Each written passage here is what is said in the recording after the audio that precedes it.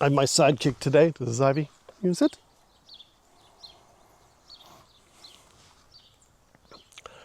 I've got a controversial take on this topic of are creatives all neurodivergent?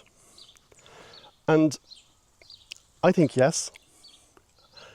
And not that everyone's getting a diagnosis, and not that you're necessarily going to agree with this, but I do think that even the term creative, I think in some levels in the past, it's been like, oh, really, you're so creative.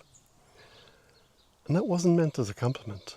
That was meant as you see things and put things together in a way that I never could, and I don't understand it. So we'll lump you all into this creative bucket that somebody's created. And I think that the creator piece has often been, we don't understand you, we don't get you. And I think it was pre-diagnosis, it was pre a label like neurodiverse.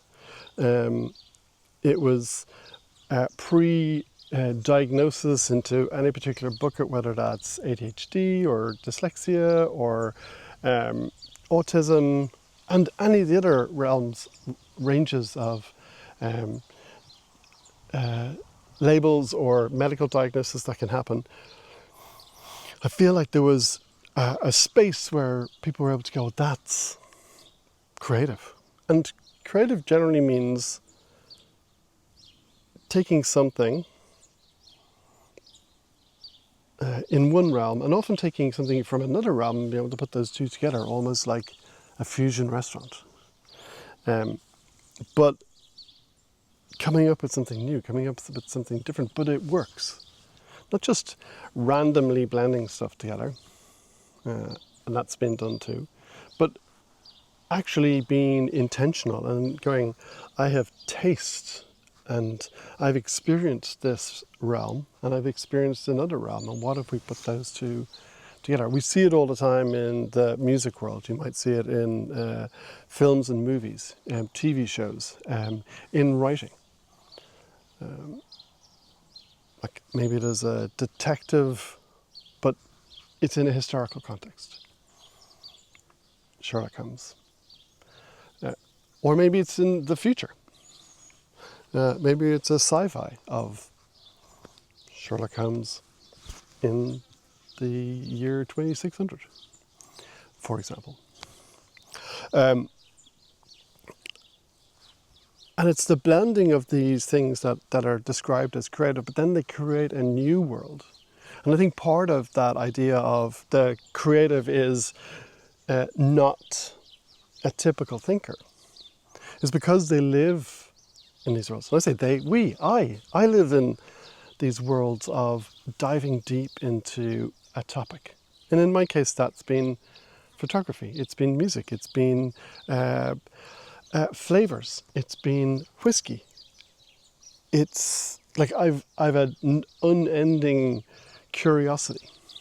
I always say unending, because there is a point where I feel like I've gotten as far as I can go, whether that's physically, spiritually, emotionally, financially, diving into something, and I stop seeing the returns on my investment, and then I'm like, okay, next. I think that's possibly part of ADHD for me, and that might be a completely different experience for you. And it's not that I'm here to diagnose you, but I am here to say it's okay to be different and to be outside of that. And in my last video, I was talking about, in my last video, I'll put a link up here, I was talking about the fact that it's very easy to feel like our software doesn't line up with our hardware anymore, or the software that we were built with doesn't align, and match the world software. And it's a little bit like that as well. This is just taking it a bit further. And when I say I work with neurodiverse creatives, I don't mean that they necessarily all have a diagnosis, but they've all come to a point of recognizing that there's a difference between them and most of the rest of the people around them. People in their family, people they've worked with, people they've been at school with, and that they feel there's a gap.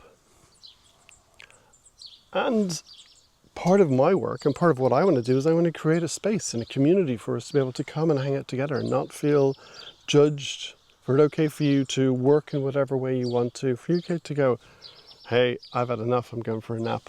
I'm going to lie under my weighted blanket.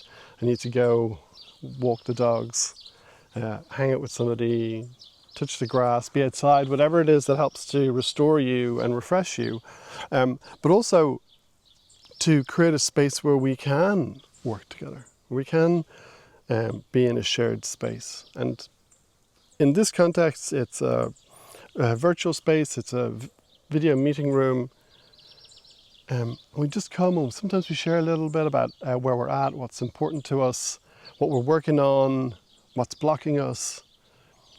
But also we get to meet on a level that we don't when there are other people around. You don't have to over-explain where you're at or why you're stuck.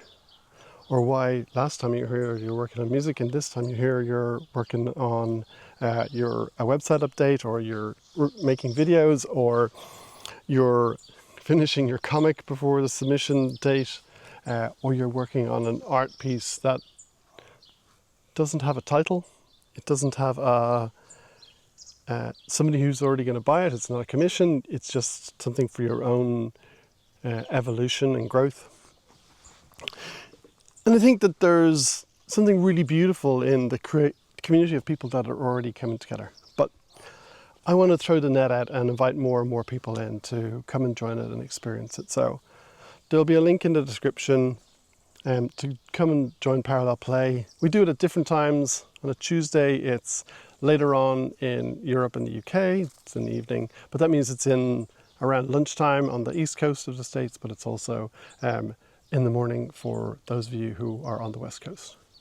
So please come and check out Thursday one, which is today, will be on a little bit earlier. So it's middle of the afternoon here in Europe, but it also hits the morning time if you're on the East Coast.